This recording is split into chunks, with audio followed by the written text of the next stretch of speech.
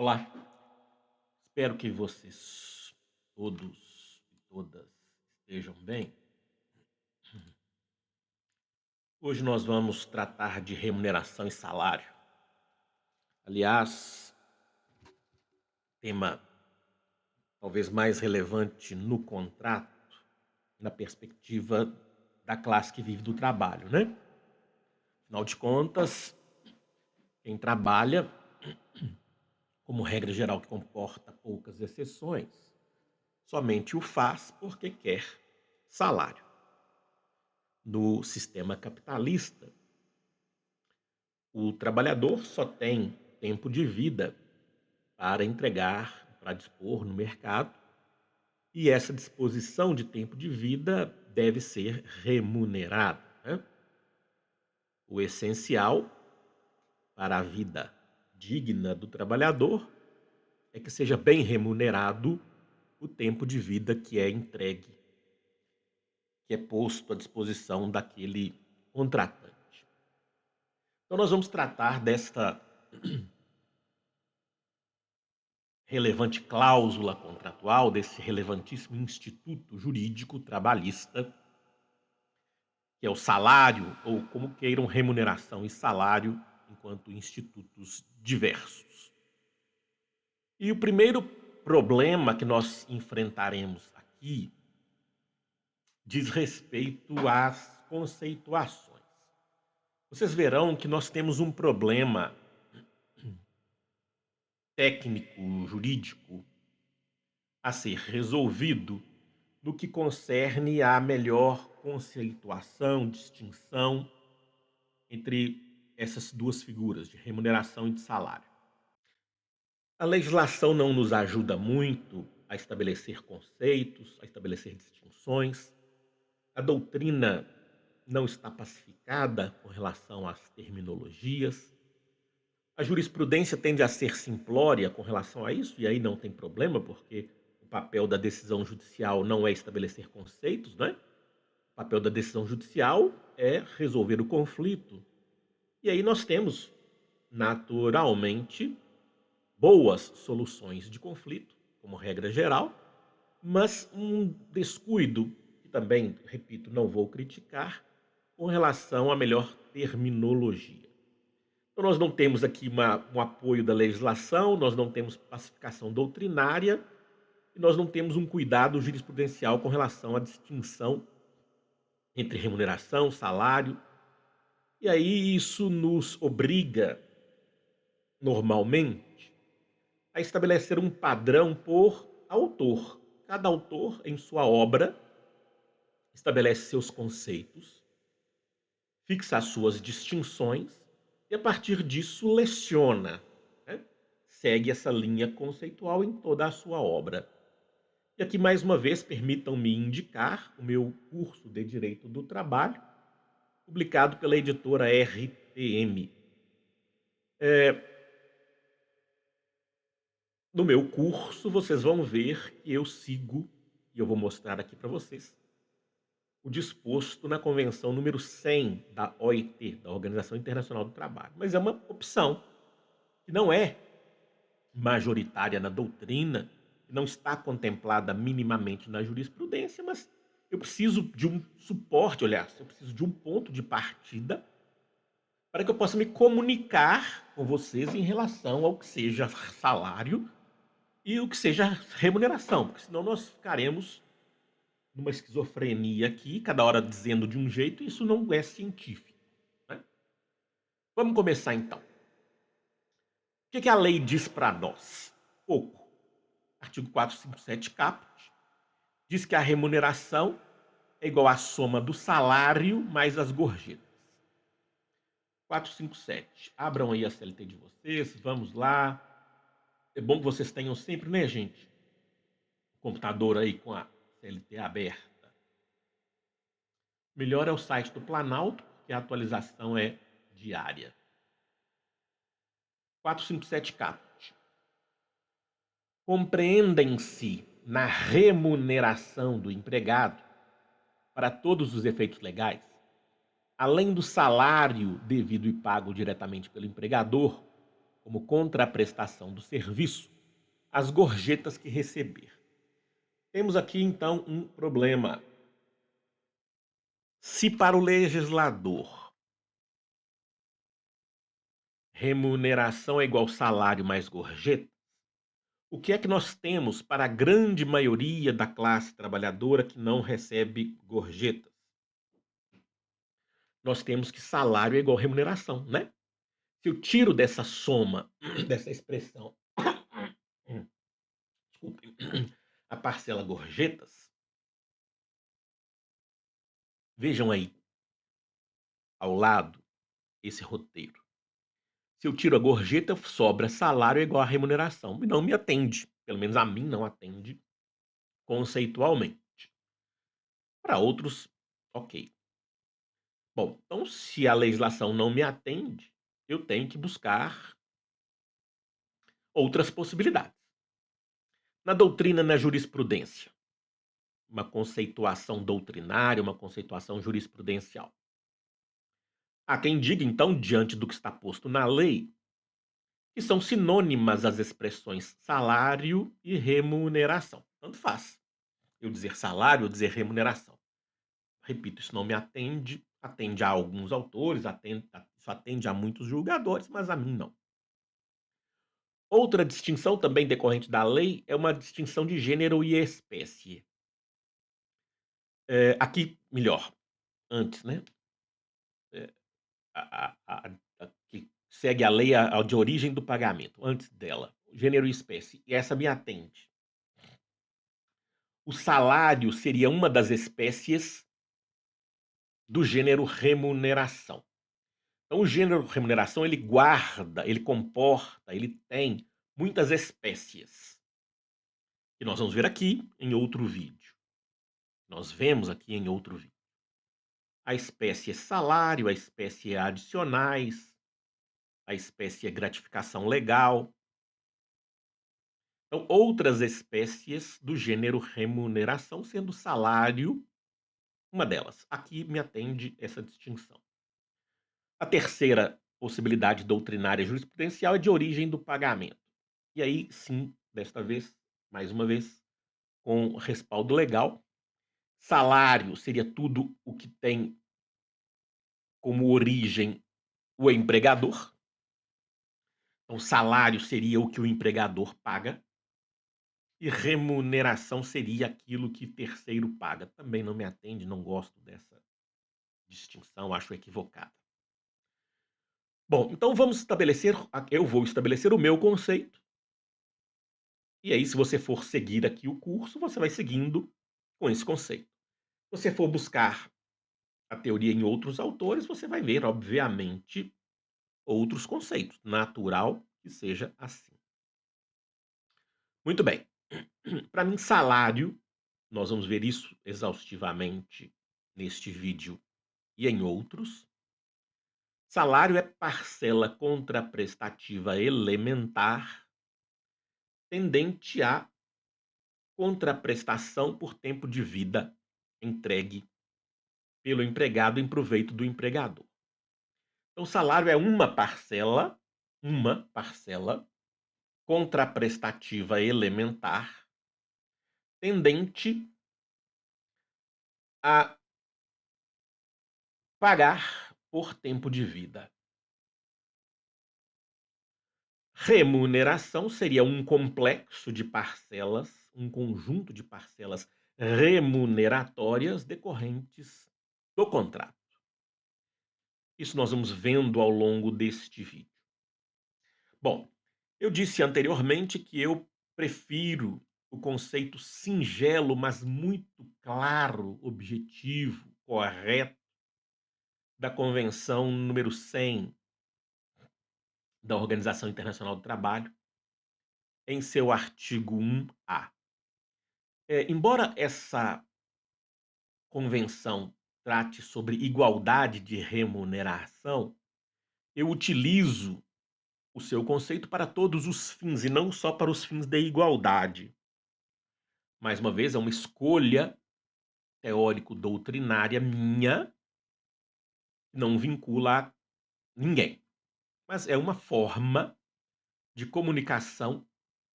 objetiva, científica, técnica. Vamos a ela. Para os efeitos da presente convenção, o termo remuneração inclui o salário ou ordenado ordinário, básico ou mínimo, e quaisquer emolumentos adicionais pagáveis direta ou indiretamente, em dinheiro ou em espécie, pelo empregador ao trabalhador e decorrentes do emprego do trabalhador. Então, aqui é a relação que eu estabeleci antes. O salário, juntamente com outras parcelas, está incluído na remuneração. O salário é uma das parcelas componentes da remuneração e o salário ele paga tempo de vida, saber fazer, trabalho entregue, força produtiva, como queiram. E aí, as demais parcelas que se incluem formam o conjunto que eu denomino remuneração. Repito, você vai encontrar outras tantas possibilidades conceituais. Não se incomode com isso. É direito, não é ciência exata. Desde que haja uma coesão na doutrina do autor, ok. E desde que o autor apresente o seu conceito preliminarmente, também não tem problema, a gente consegue entender. Por quê? Porque o que mais importa é o efeito básico da distinção. Nós também temos aqui vídeos no canal em que vemos que o que importa é a repercussão. As parcelas remuneratórias, elas têm o que nós chamamos de efeito expansionista. Quando eu digo que uma parcela é remuneratória, por exemplo, eu sei que ela tem repercussão no FGTS, por exemplo, apenas. Eu sei que para eu calcular o FGTS do empregado, eu vou contemplar não só o seu salário, mas outras parcelas de caráter remuneratório, como os adicionais que são pagos. Então, 8% de salário mais adicionais, por exemplo, é igual a FGTS. Então, se eu dou a correta repercussão, o que eu vou denominar tende a ser menos relevante do que o efeito expansionista. Correto, gente? Deixem suas perguntas aí se vocês quiserem, dê um joinha. Muito bem. Nós vimos o conceito básico do caput, salário é igual a gorjeta, remuneração é igual ao salário mais gorjetas. E nós temos o parágrafo 1º do 457, que estabelece que integram o salário a importância fixa estipulada, as gratificações legais e as comissões pagas pelo empregador. Então, nós vamos aqui ampliar um pouco o conceito legal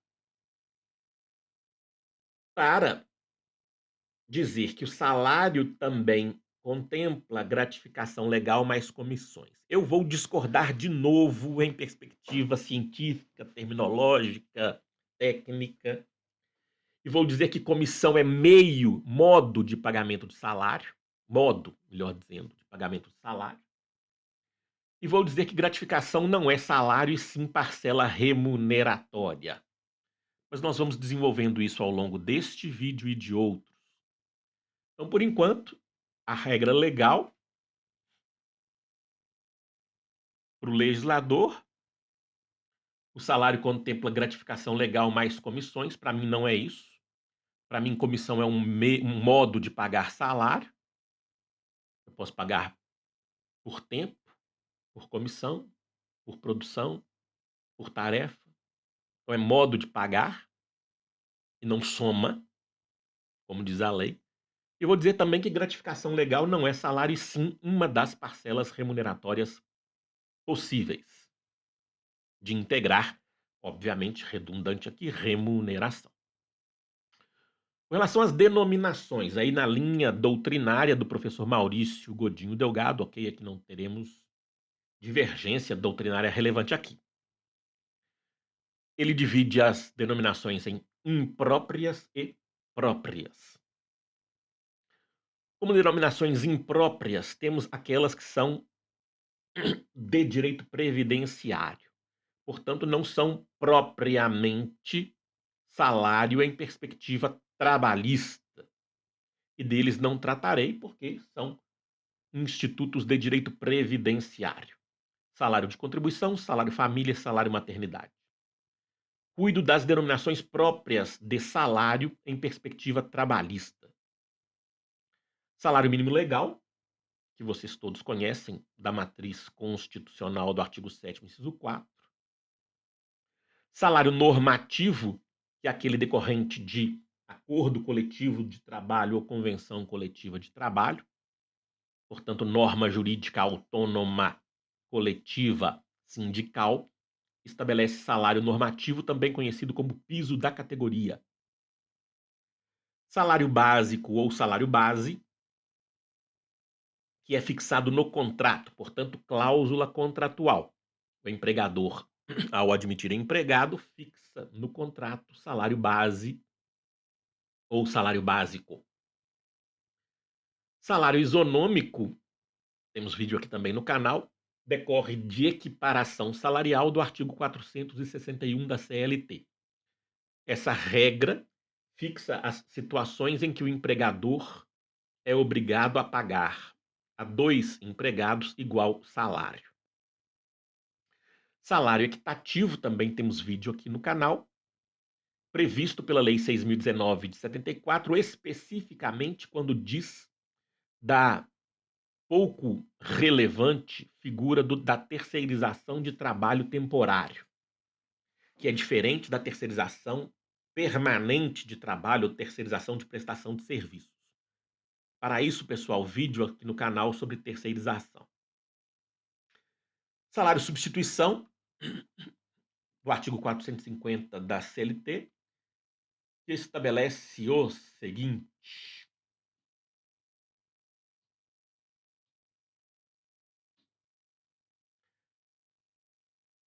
ao empregado chamado a ocupar em comissão interinamente ou em substituição eventual ou temporária cargo diverso do que exercer na empresa, serão garantidas a contagem do tempo naquele serviço, bem como a volta ao cargo anterior. O que nós temos aqui? É possível, então, que um empregado substitua outro empregado por algum tempo. Neste caso, paga-se salário igual. Súmula 159 do TST. Abram aí. No site do TST, vocês têm o chamado livro de súmulas. Basta, então, que você vá ao livro e veja. Súmula 159. Aqui nos interessa o inciso 1. Enquanto perdurar a substituição que não tenha caráter meramente eventual, inclusive nas férias, o empregado substituto fará jus ao salário contratual do substituído. Então, nas substituições temporárias, ou seja, daquelas que não são definitivas, na substituição temporária, o substituto tem direito a igual salário pago ao substituído. Então, imagine que nas férias do gerente, o atendente vá exercer as tarefas. Imagine apenas. Nesse mês, o substituto receberá salário de gerente. Simples. Salário supletivo, também em desuso, diz que quando não houver... Vamos ler a letra da lei. 460. na falta de estipulação do salário ou não havendo prova sobre a importância ajustada, o empregado terá direito a perceber igual salário ao daquele que na mesma empresa fizer serviço equivalente ou do que for habitualmente pago para serviço semelhante. Vejam aqui, é uma situação sui generis, é uma situação excepcionalíssima. Hoje, cada vez menos presente. Não houve estipulação do salário. A pessoa trabalhou sem estipular salário, pouco provável. Menos provável ainda, não há prova de quanto foi pago. Ninguém sabe, ou melhor, ninguém prova, em juízo, qual foi o valor praticado a título de salário. Neste caso, o juiz vai arbitrar, tendo por base o que o empregador ordinariamente pratica ou o que o mercado habitualmente pratica. Pouco provável hoje que nós tenhamos a figura do salário supletivo. Também menos provável, mas ainda acontece, o salário complessivo. Nos termos da súmula 91, é aquela situação em que o empregador, pouco assessorado, pouco inteligente, data vênia, resolve pagar mais de uma parcela sob um mesmo título. Súmula 91, salário complessivo.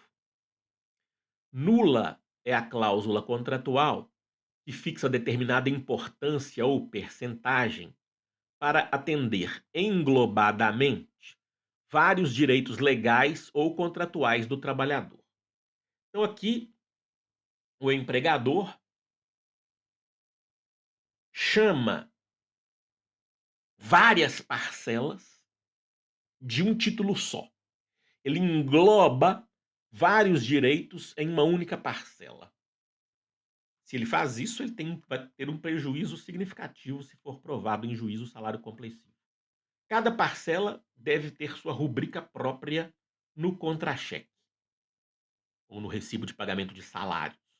Se pagar englobadamente, vai pagar de novo. Bom, sigamos. Como é que nós vamos compor a remuneração? O professor Maurício Godinho Delgado vai chamar de complexo salarial. Na linha da lei, assim, né, trabalhando melhor a dicção legal, o professor Maurício Godinho Delgado irá denominar complexo salarial o que eu chamo aqui de remuneração. Ele vai chamar de parcelas salariais o que eu chamo de parcelas remuneratórias. Tipificadas aquelas que têm previsão legal, ou em acordo coletivo, ou em convenção coletiva, ou em regimento interno, ou em regulamento do empregador, não tipificadas aquelas que não têm uma denominação legal ou convencional. Nós vamos ver aqui em vídeo no canal, nós temos vídeo aqui no canal em que nós vimos, que nós vemos as parcelas remuneratórias em geral. Eu só vou chamar a atenção aqui das parcelas que tendem a ser dissimuladas, diárias para viagem e ajudas de custo, porque elas serão salário se elas forem fraude. A regra é do artigo 457, parágrafo 2º.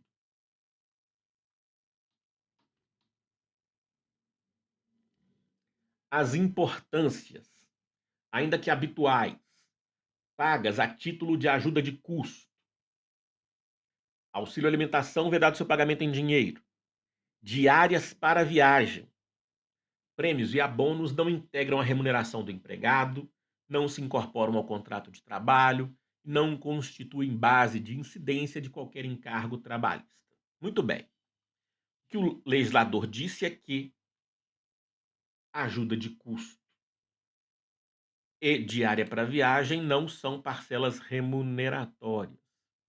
Mesmo porque são indenizatórias, como temos vídeos aqui no canal mostrando isso. O que eu quero dizer é o seguinte: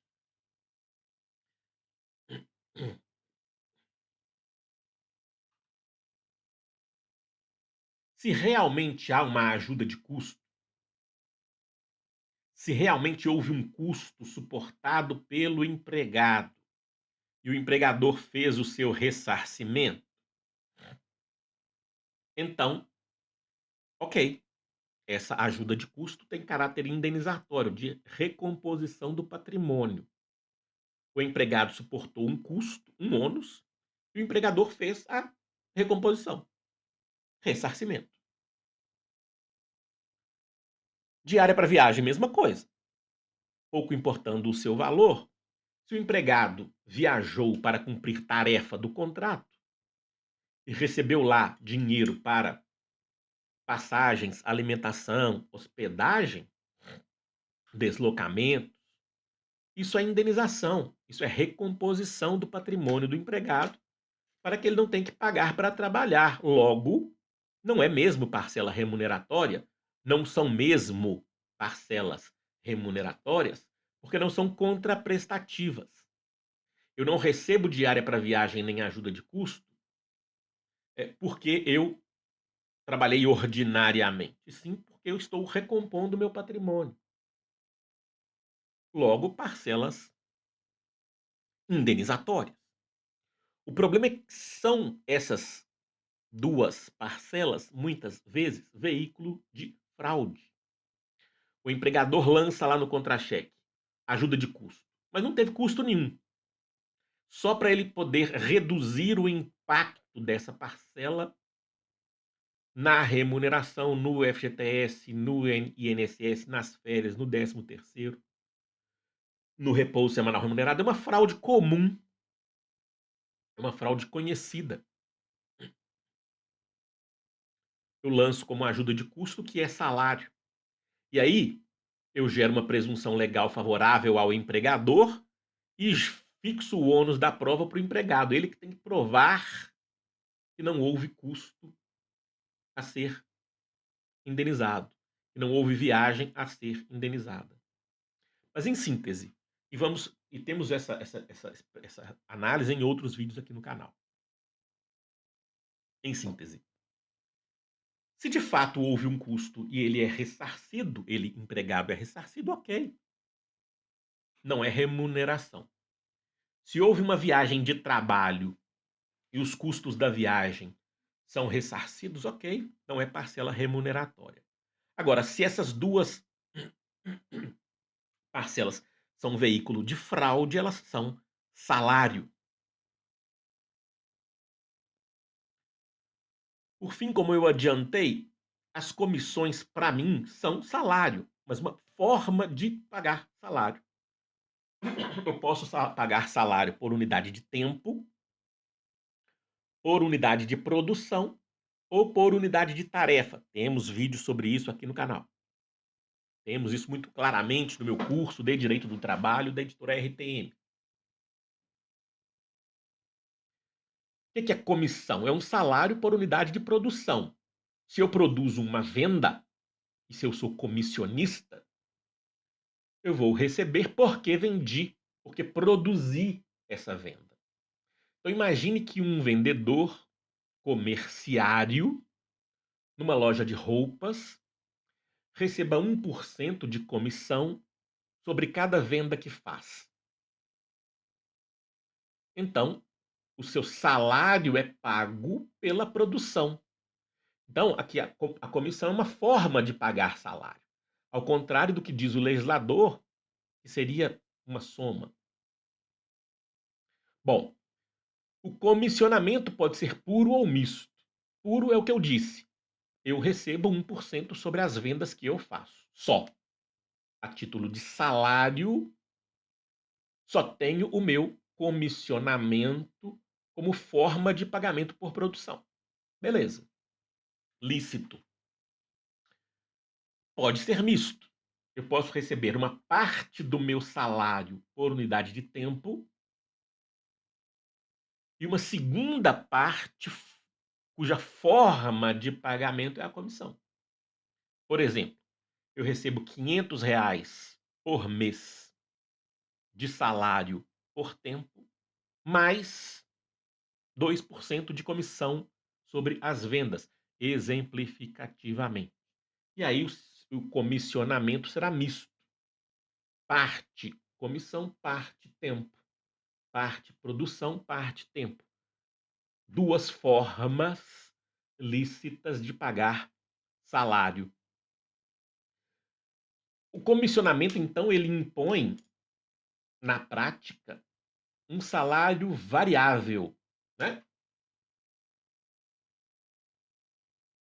Normalmente eu não tenho como saber exatamente qual será o meu salário no fim do mês se eu sou comissionista. Eu posso vender muito, eu posso vender pouco, eu posso dar sorte e fazer uma venda incrível. Eu posso, entre aspas, dar azar e vender pouquíssimo. Então nós temos aqui a figura do salário variável. Nenhum problema também. Ele varia conforme a minha produção, a minha produtividade. Então aqui não há que se falar em irredutibilidade do quantum salarial final mensal. Não dá para prever. O que eu tenho é que o parâmetro fixado para o comissionamento é irredutível. Se eu contratei 2% de comissão por venda, eu não posso ter o meu parâmetro reduzido para 1% como regra geral que comporta exceções. Exceção de acordo, convenção, exceção legal, né?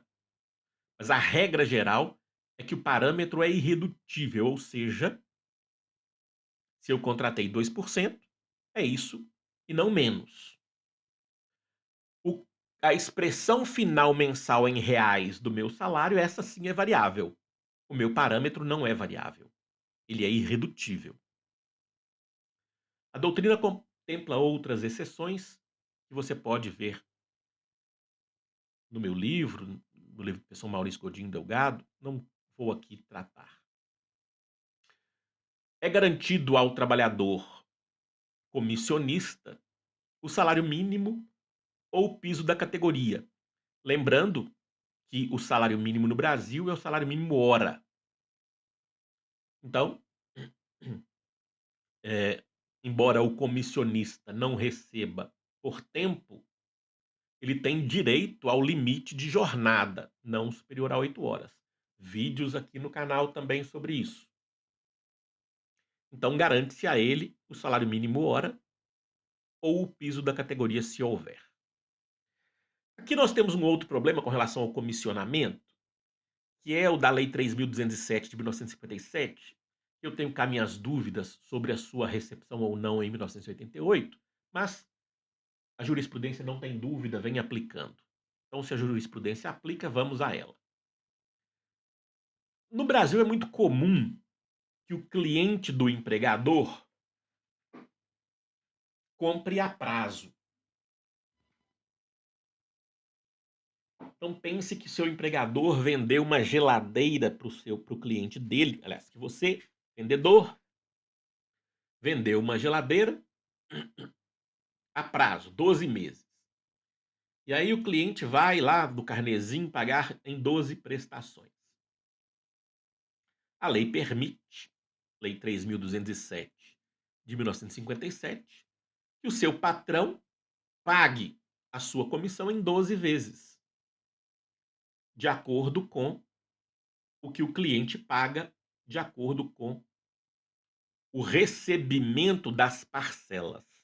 Se o patrão quiser, tá, gente? Ele não é obrigado a isso, ele pode melhorar a condição de trabalho e pagar a comissão à vista. Mas se o patrão e o vendedor, se eles venderam a prazo, a lei permite que o comissionamento seja pago também no mesmo prazo. Se o comprador se torna inadimplente, o empregador continua pagando as parcelas da comissão. Isso é importante porque alguns empregadores se fazem de bobo. O empregador fala, olha, lembra aquela geladeira que você vendeu em 12 meses para fulano? Fulano só pagou 3 prestações, a partir da quarta ele não pagou mais, então também não vou te pagar as últimas prestações aliás, as últimas comissões. Isso é ilegal, o patrão tem que continuar pagando, a não ser que esse comprador se torne insolvente. Aí, infelizmente, nos termos da lei, prejudicados o empregador e o empregado. Artigo 7º. Verificada a insolvência do comprador, cabe ao empregador o direito de estornar a comissão que houver pago. Então, se pagou adiantado a comissão, vai receber o empregador de volta e não vai pagar as parcelas seguintes se o cliente pagou algumas e não pagou outras. No caso de insolvência, né, declarada ou decretada ou reconhecida em juízo. Muito bem, então, nessa aula de hoje é o que nós tínhamos. Sugiro que você leia isso na doutrina, tá? De preferência, curso de Direito do Trabalho, editora RTM, professora Mauri César Alves. Obrigado pela atenção, pessoal. Um abraço. Até mais.